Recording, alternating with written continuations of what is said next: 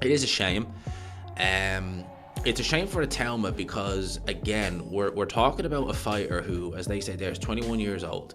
He really is still a prospect at the end of the day. Like, he's only been pro now 3 years. And yeah, he's done all right in those 3 years. I don't want to say he's done anything special or anything like that amazing. But, you know, he's been matched, to put it like this, someone like a Johnny Fisher, who people were comparing Itauma to, but bizarrely, a couple of years ago, has been pro for, 5 years? And, well, there you go. So, I like the path they're putting Itauma on, but bear in mind, last year, 2025, 20 years old, the kid fought twice. A grand total of 3 rounds. Yeah, that's not good. Doctor's examined him, and we're determining whether he's going to be fit to box. If he's not well enough, then obviously he won't fight, but we don't know what the outcome is yet.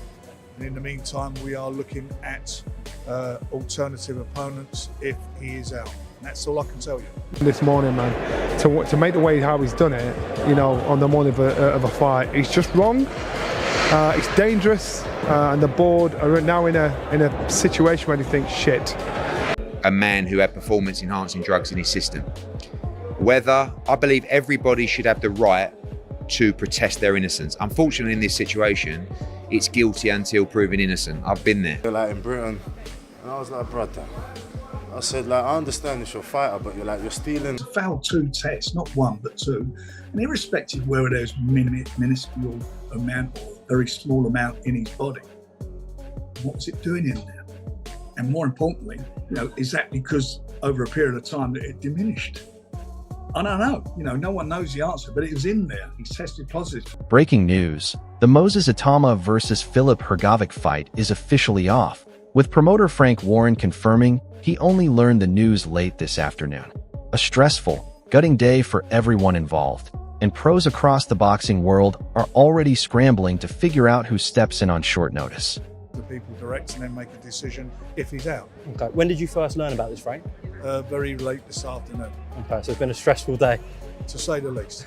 For the fighters as well. It's a shame for the fighters, for everybody involved. TV companies, and more importantly for the fans. Riyadh season, you know, His Excellency, everybody involved with this. We're all gutted, but what can you do? That's Johnny Nelson admits he initially dismissed talk of a poisoning scandal as fake news, refusing to believe the fight could really be off. Now that it's officially confirmed, Nelson wants the full story exposed, and so does every fan left blindsided by this shock cancellation days before fight night. Something popped up and said it's fake news that the fight was off and all this sort of stuff was going on about some poisoning, scandal, foolishness, and they tried to shut this thing down. And I'm saying that's fake news. I'm not having that. So let's wait and see. If it's true, that's a shame. You'll have to get to the bottom. Frank Warren lays out the brutal financial fallout, confirming Moses Itauma trained hard for nothing and won't see a penny after the fight collapsed. Camps, sparring partners, nutritionists, all paid up front with zero insurance covering it.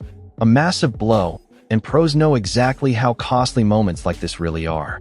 And he was a big fight. He's trained very hard. If you don't fight, you don't get paid. You imagine the cost involved in a training camp, you know, booking places to set the camp up, bringing the sparring partners in, the nutritionists, the chefs, trainers and everybody, and you don't get paid. It's a massive loss. You can't insure it. Or if you do, it costs a fortune to insure. But very, very disappointing. Eddie Hearn keeps it brief but blunt, admitting this is now a very difficult situation for everyone connected to the fight. No sugarcoating from promoters here, just confirmation that Moses Itauma and his team have a serious mess to overcome after this shock cancellation. Dubois, we'll see what happens, but that's for them to overcome now, and it's a very difficult situation. Adam Smith admits nobody expected this outcome, especially with Moses Itauma tipped as the favorite going in.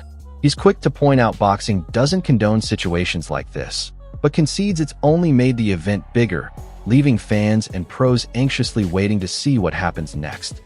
Doing things we don't expect him to do, right? Okay, he was favoured to win. Most of us thought he'd find a way. This is big for the casual fans.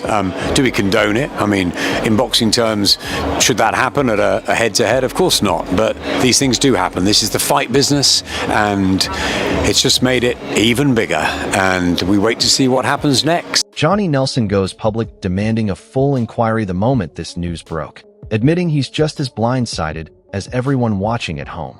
Pros across the sport are echoing that same demand, insisting fans deserve real answers about why this fight collapsed so suddenly before the opening bell.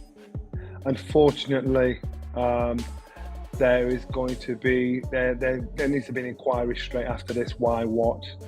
But that's what I'm hearing.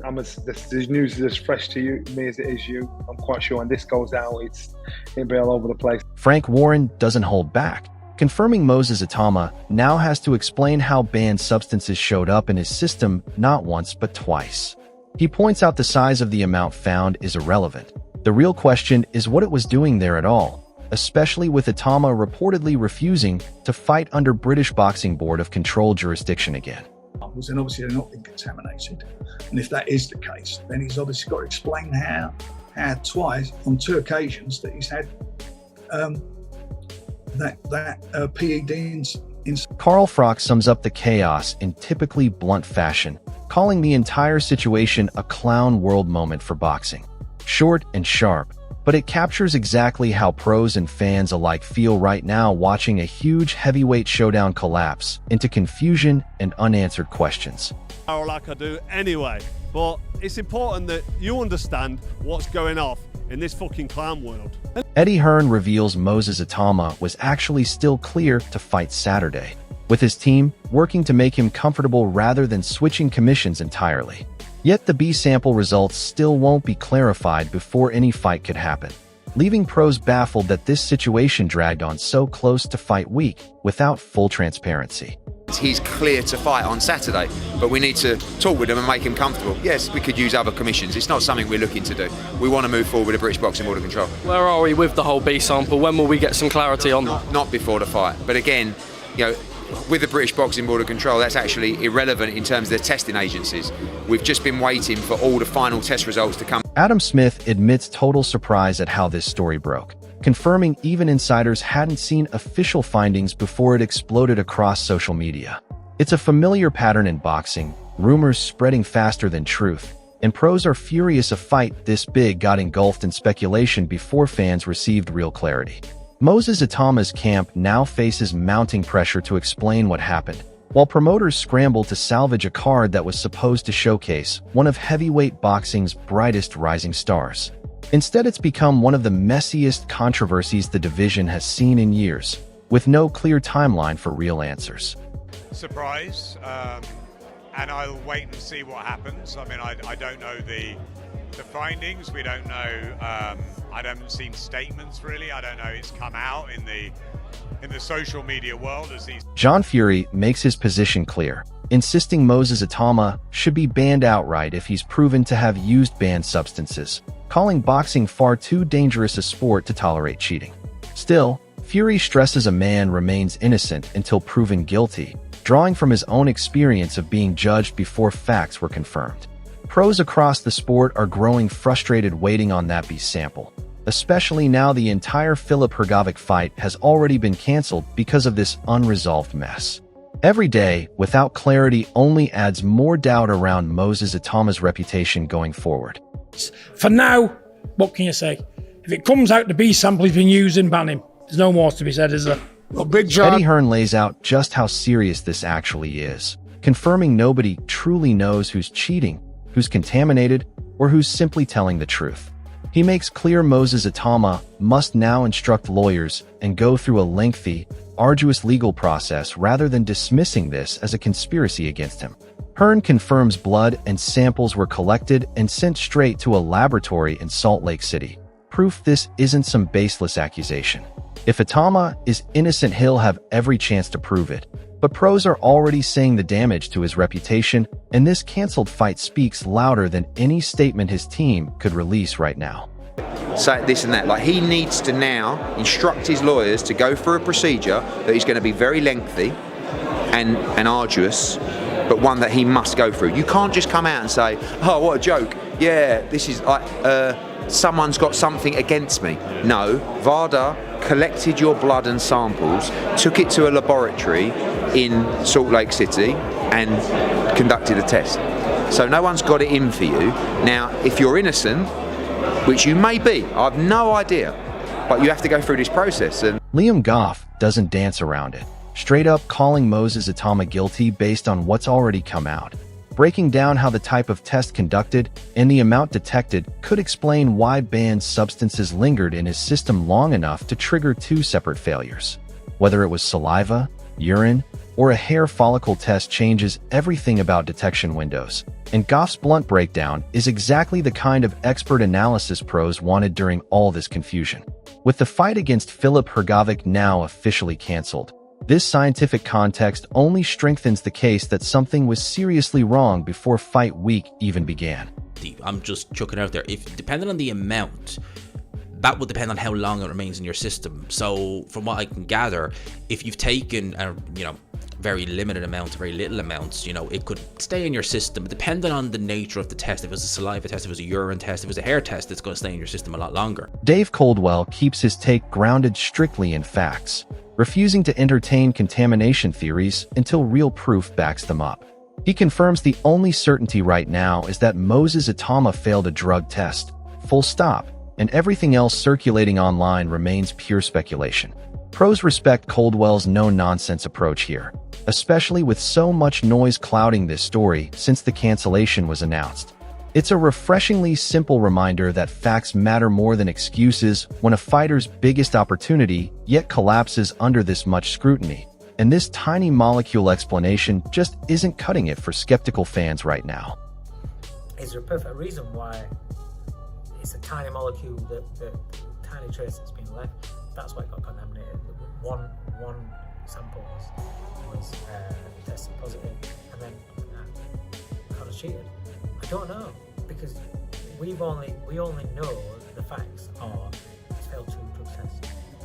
That's the only fact. John Fury doubles down once again, reminding everyone that using steroids for an unfair edge is flat out illegal in this sport, no matter how it gets explained away afterward. He admits feeling sorry for Moses Itauma personally, but makes clear sympathy doesn't excuse cheating if that's what the evidence ultimately proves. Pros across boxing are echoing that exact sentiment, frustrated that a fight this big, one meant to showcase the next great heavyweight talent, got cancelled entirely because of allegations that should never have been a question in the first place. Attention now shifts to who steps up to fill this massive void left in the heavyweight division. What we're doing here is trying to enlighten people in the world today that it is illegal to use his steroids, and that's what he's doing to gain an edge. Well, I feel sorry for him.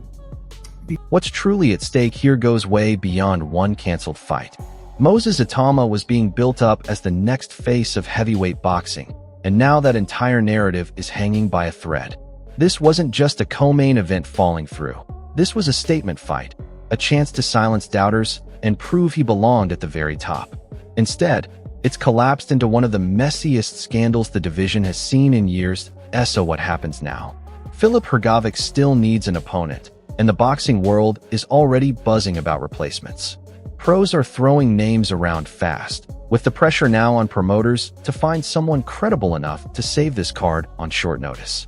Whoever steps in inherits a golden opportunity, a massive platform, a live audience, and a chance to make a statement, while Moses Itauma sits at home explaining himself to lawyers and testing agencies instead of throwing punches. And let's be honest about who wants it more right now. Moses Itauma's focus isn't on boxing anymore. It's on B samples, legal procedures, and damage control. Whoever replaces him walks in hungry, motivated, and with absolutely nothing to prove except that they deserve this spotlight more than the man who lost it through his own alleged actions. That mental edge alone could define this entire replacement fight before it's even announced. So drop your predictions below. Who do you think steps up to replace Moses Itauma? And do you believe this scandal is the end of his hype train? Smash that like button, subscribe for more breaking boxing news, and let us know your thoughts in the comments.